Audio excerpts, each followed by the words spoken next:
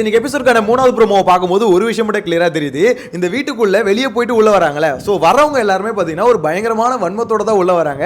அதாவது என்னை எப்படிலாம் அடிச்சு வெளியே அனுப்புனீங்க, ஸோ உள்ள வந்து திருப்பி அந்த அடியை கொடுக்க போறேன் அப்படின்ற ஒரு மோட்டிவ் தான் முக்காசி பேர் உள்ள வராங்க அப்படின்ற மாதிரி தான் தோணுது.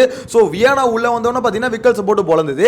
அதே மாதிரி இப்போ ரம்யாவுக்கும் பார்த்தீங்கன்னா விக்கல்ஸ் மேல இருக்க காண்டை வந்து வெளிப்படுத்துறாங்க. ஸோ இந்த இடத்துல பார்த்தீங்கன்னா ரம்யாவும் திவ்யாவும் உட்காந்து பேசிக்கிறாங்களே, விக்கல்ஸ் வந்து அப்படிப்பட்ட விக்கல்ஸ் வந்து இப்படி பேசுறாரு அப்படி பேசுறாரு, அவர் மட்டும் அழுவலாம் நாமலாம் அழக்கூடாது, அந்த மேட்டர் எல்லாமே உண்மையான கேட்டீங்கன்னா உண்மைதான். ஆப்வியஸா விக்கல்ஸ் வந்து அந்த வேலையை தான் பண்ணிட்டு இருக்காரு.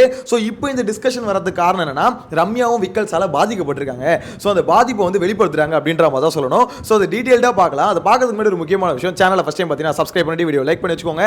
ஆக்சுவலாக விஷயம் என்னன்னு பார்த்தீங்கன்னா இந்த மூணாவது ப்ரோமோ சரி செகண்ட் ப்ரோமோ இதெல்லாம் பார்க்கும்போது எனக்கு கிளியரா ஒரு விஷயம் தான் தோணுச்சு. ஆக்சுவலாக உள்ள வந்த எல்லாருமே பார்த்தீங்கன்னா அவங்களுக்கு இருந்த காண்டை வந்து தீர்த்துக்கணும். என்ன எத்தனை அடி அடிச்ச அட்லீஸ்ட் போறதுக்குள்ள ஒன்று ஒரு அடியாவது அடிக்கணும்டா அப்படின்ற மாதிரி தான் பார்த்தீங்கன்னா எல்லாருமே அந்த ஒரு மோட்டிவ்ல இருக்க மாதிரி தான் என்ன பொறுத்தவரைக்கும் சொல்ல தோணுது. ஸோ அதை வந்து பார்த்தீங்கன்னா வீட்டுக்குள்ள இருக்க கண்டஸ்டன்ஸ் வந்து கொஞ்சம் புரிஞ்சுக்கிட்டு அவங்க என்னதான் பேசலாம் அடக்கி வாசிச்சாங்கன்னா தப்பிச்சிடுவாங்க. இல்லை அவங்க ரியாக்ட் பண்ணாங்கன்னு வச்சுக்கோங்களேன், இவங்களுக்கு எந்த பிரச்சனையும் இல்லைங்க. ஆக்சுவலாக ரம்யா ஆகட்டும் வியானா ஆகட்டும் இவங்களுக்கு எந்த பிரச்சனையும் இல்லை. ஏன்னா அவங்க வந்து டைட்டில் அடிக்க போகிறது இல்லை. ஸோ அவங்க வந்து பார்த்தீங்கன்னா சும்மா வந்துட்டு நம்மளால முடிஞ்சது ஒரு 4 அடி அடிச்சுட்டு போவோம் அப்படின்ற மாதிரி தான் இருப்பாங்க. இதுவே இவங்க நோண்டி விட்டு அவங்க வந்து ரியாக்ட் பண்ணிட்டாங்கன்னு வச்சுக்கோங்களேன், அப்போ அவங்களுக்கு தான் பாதிப்பு. இன்கேஸ் ரியாக்ஷனில் வந்து பார்த்தீங்கன்னா ஏதாவது வார்த்தை விடுறது இல்லை ஏதாவது எப்படி சொல்றது செயல்கள், இப்போ பார்வை தள்ளி விட்ட மாதிரி சும்மா தள்ளி வருது, ஸோ இந்த மாதிரி ஏதாவது ஒரு சம்பவம் பண்ணி மாட்டிக்கிட்டாங்கன்னா இவங்களுக்கு பிளஸ். அப்பா நம்ம நினைச்சது நடந்துருச்சுடா, இவனை வந்து காலி பண்ணணும்னு நினைச்சோம் அதே மாதிரி காலி பண்ணிட்டோம், இவனை எக்ஸ்போஸ் பண்ணணும்னு நினைச்சோம் அதே மாதிரி எக்ஸ்போஸ் பண்ணிட்டோம் அப்படின்ற மாதிரி தான் எல்லாருமே அவங்கள ஹாப்பி நோட்டோட வெளியே போயிடுவாங்க. ஸோ யார் மாட்ட போறாங்க அப்படின்ற மாதிரி தெரியல. இந்த இடத்துல பார்த்தீங்கன்னா திவ்யா கிட்ட வந்து ரம்யா வந்து டிஸ்கஸ் பண்ணிட்டு இருக்காங்க. அப்போ ரம்யா திவ்யா என்ன சொல்றாங்க, இந்த மாதிரி ஃப்ராடுன்னு சொல்லுவாரு கோலான்னு சொல்லுவாரு, இதெல்லாம் அவர் மட்டும் சொல்ல என்ன வேணா வார்த்தை யூஸ் பண்ணுவாரு, கேட்டா கோவத்தில் பண்ணிட்டேன்னு சொல்லிட்டு சாரி கேட்பாரு, என்ன வேணா பண்ணிட்டு சாரி கேட்டா நான் எப்படி அக்செப்ட் பண்ண முடியும், அதனால தான் நான் சாரி கேட்டேன், இல்லை சாரி நான் அக்செப்ட் பண்ண முடியாதுன்னு சொன்னது காரணம் அதுதான். அவர் மட்டும் பார்த்தீங்கன்னா பண்றது எல்லாம் சரி, மற்றவங்க பண்றது மட்டும் எப்படி தப்பு அப்படின்ற மாதிரி அவர் விக்ரம் வந்து நடந்துகிட்டு இருக்காருன்னு சொல்லி திவ்யா சொல்றாங்க. அப்பதான் ரம்யா என்ன சொல்றாங்க, ரம்யா அழும்போது மட்டும் கோலமா இருக்கு கோலத்தனமா அழுதுட்டு இருக்கீங்க அப்படின்ற மாதிரி ரம்யாவை மட்டும் சொல்றாங்க. அப்போ நீங்க அழும்போது மட்டும் கம்ஃபர்டபுளா நீங்க மட்டும் ட்ரை பண்ணுவீங்களா அப்படின்ற மாதிரி ரம்யா அவங்களோட ஆதங்கத்தை சொல்றாங்க. அது என்னமோ உண்மைதானே, யோசிச்சு பாருங்களேன். நம்ம ரம்யா வந்து அந்த சந்திரமுகி பாம்பு வீட்டுக்குள்ள இருக்கும்போது எப்படி சொல்லிட்டு இருந்தோம், என்னடா இது எல்லாத்துக்கும் அழுது எல்லாத்துக்கும் மயக்கம் போட்டு விழுது, இது சரியில்லையே அப்படின்ற மாதிரி தான் இருந்தது. அதுக்கப்புறம் குறிப்பிட்ட நாள் கழிச்சு நம்மளுக்கு தெரிஞ்சது உண்மையில அந்த பொண்ணுக்கு ஆக்சிடென்ட் ஆயிருக்கு வெளியே. ஸோ அதனால தான் இந்த மாதிரி மயக்கம் போடுவோம். ஏன்னா அதுக்கு முன்னாடி வரைக்கும் சத்தியமாக நான் என்னோட ரிவ்யூவில் கூட சொல்லியிருப்பேன், இந்த பொண்ணு மயக்கம் போட்டு விடுறத பார்த்தா நம்ம மொழியை நடிக்கிற மாதிரி இருக்கே அப்படின்ற மாதிரி சொல்லியிருப்பேன். அப்புறம் அந்த வீடியோ வந்து ஷேர் ஆச்சு.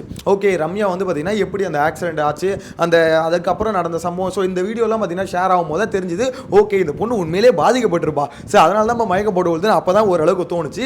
இருந்தாலும் அங்கங்கே ட்ராமா பண்ணுறது கொஞ்சம் ஹையாக தான் இருக்குன்னு வச்சுக்கோங்களேன். அதெல்லாம் ரம்யாவை அடிச்சிக்க முடியாது. இருந்தாலும் இந்த அலற மேட்டர் வந்து பார்த்தீங்கன்னா விக்கல்ஸ் வந்து ஒரு இடத்துல ட்ரோல் பண்ணியிருக்காரு, சும்மா எல்லாத்துக்கும் அழு கோலத்தனமா அழுகுற மாதிரி இருக்கு அப்படின்ற மாதிரி. அது வந்து பார்த்தீங்கன்னா ரம்யா மனசுல பயங்கரமா பதிஞ்சிருக்கு போற, என்னையா கோலன்னு அப்படின்னு சொல்லிட்டு அந்த காண்டோட வெளியே போயிருக்காங்க. வெளியே போய் டிவி ஓபன் பண்ணி பார்த்தா எல்லாத்துக்கும் ஒப்பாரி வைக்கிறாங்க. அடா பாய் என்ன அலறன்னு சொல்லிட்டு நானாவது ஒரு வாரத்துக்கு ஒரு தடவை தானே அழுவேன், நீ வாரம் ஃபுல்லா அழுவுறியடா, என்ன சொன்னாலும் அழுவுறியடா அப்படின்ற மாதிரி தான் உங்க ரியாக்ஷன் இருக்கு. ஆக்சுவலா விக்கல்ஸ் கிட்ட இருக்க பிரச்சனை என்ன தெரியுமா, விக்கல்ஸ் எதுக்கு இந்த 2 பேரும் சேர்ந்து பொழகிறாங்க தெரியுமா, அவர் மட்டும் தான் சரி அப்படின்ற ஒரு மோட்டிவ் தான் வாழ்ந்துட்டு இருக்காரு இப்போ வரைக்கும். சரி விக்கல்ஸை பொறுத்த வரைக்கும் என்னன்னா நம்ம வந்து கரெக்டாக தான் பண்ணோம், மேபி மக்கள் தப்பா புரிஞ்சுக்கிட்டாங்க அந்த ஒரு மோட்டிவ் தான் இருக்காரு.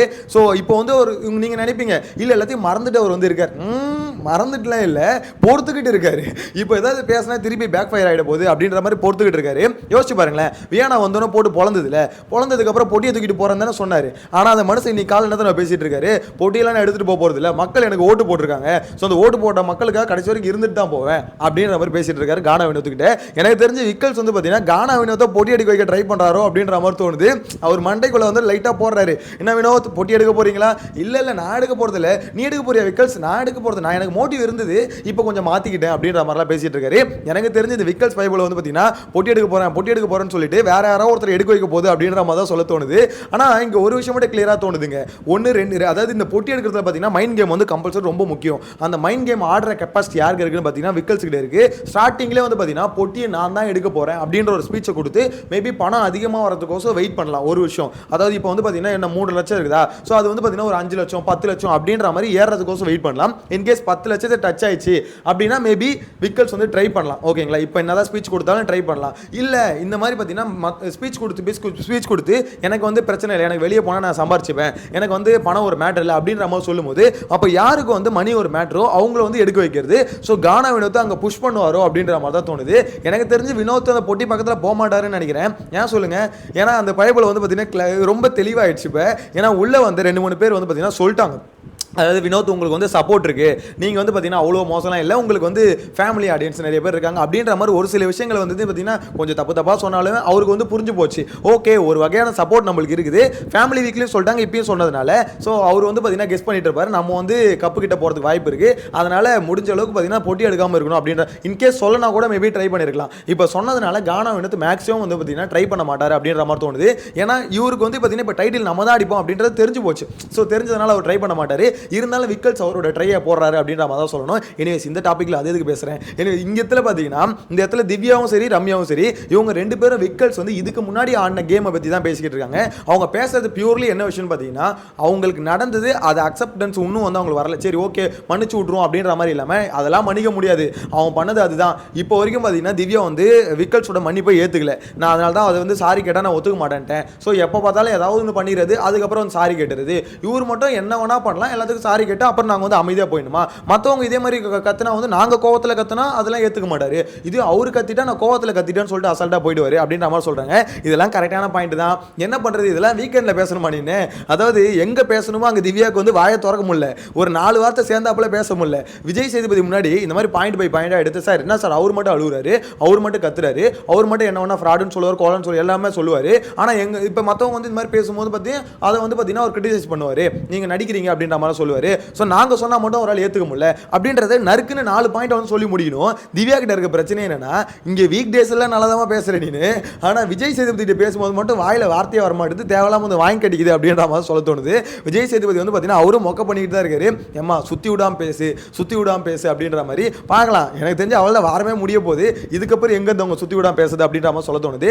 ஆனால் இந்த ரம்யா உள்ள ஒரு மோட்டிவோட தாங்க வந்திருக்கு, எனக்கு தெரிஞ்சு உள்ள வந்து விக்கல்ஸை போட்டு பொழக்குமோ அப்படின்ற மாதிரி தோணுது. ஏன்னா அந்த ப்ரோமோவில் பேசும்போதே ஒரு விஷயம் தோணுது, அந்த பொண்ணு வந்து விக்கல்ஸால பாதிக்கப்பட்டிருக்கு. எனக்கு தெரிஞ்சு நிறைய பேர் விக்கல்ஸால பாதிக்கப்பட்டிருக்காங்கன்னு நினைக்கிறேன். ஒரு பக்கம் வியானா வந்து விக்கல்ஸால பாதிக்கப்பட்டிருக்கா, ரம்யா பாதிக்கப்பட்டிருக்கா, ஸோ இப்போ வெளியே போன எஃப்ஜேவும் பாதிக்கப்பட்டிருக்கானா.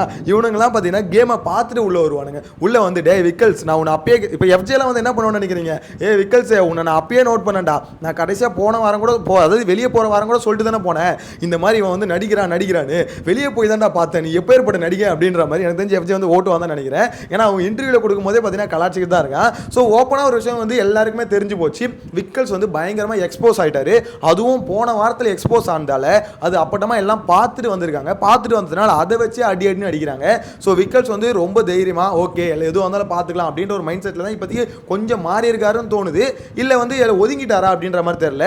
ஆனால் இப்போ கூட ஒரு விஷயம் மட்டும் சொல்லணும், விக்கல்ஸால் அவர் மேலே ஒரு கிரிட்டிசிசம் வச்சா ஏற்றுக்கவே முடியல, அக்செப்ட் பண்ணிக்கவே மாட்டாரு. அதாவது எப்படி சொல்கிறேன், நீங்கள் அதை அக்செப்ட் பண்ணிக்கிட்டு நான் அதுதான் நீங்கள் வந்து கேடின்னு சொன்னால் கேடின்னு ஒத்துக்கணும்னு சொல்ல, அந்த விஷயம் வந்து பார்த்தீங்கன்னா ஒன்று சொல்கிறாங்கன்னா அது வந்து ஓகே, அதில் வந்து சரி இருக்கா தப்பு இருக்கா அப்படின்ற மாதிரி யோசிக்கணும்ல. விக்கல்ஸ் அதை யோசிக்காமல் நம்ம பண்ணுறது மட்டும் தான் சரி, நம்ம மட்டும் தான் வீட்டில் நல்லவன் அப்படின்ற ஒரு மோட்டிவ் இப்போ வரைக்கும் அவர் இருக்குது அப்படின்ற மாதிரி சொல்ல தோணுது.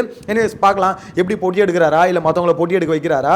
ஸோ வெயிட் பண்ணி பார்க்கலாம் ரம்யா என்ன பண்ண போகிறாங்க, இல்லை சும்மா இந்த மாதிரி வாய் உதார மாதிரி பேசிட்டு அப்படியே போயிடுவாங்களா இல்லை சம்பவம் பண்ணுவாங்களா அப்படின்றத வெயிட் பண்ணி பார்க்கலாம். உங்களோட கருத்தை மறக்காம கமெண்ட்ல மென்ஷன் பண்ணுங்க. நெக்ஸ்ட் டே மீட் பண்ணலாம். Tata bye by.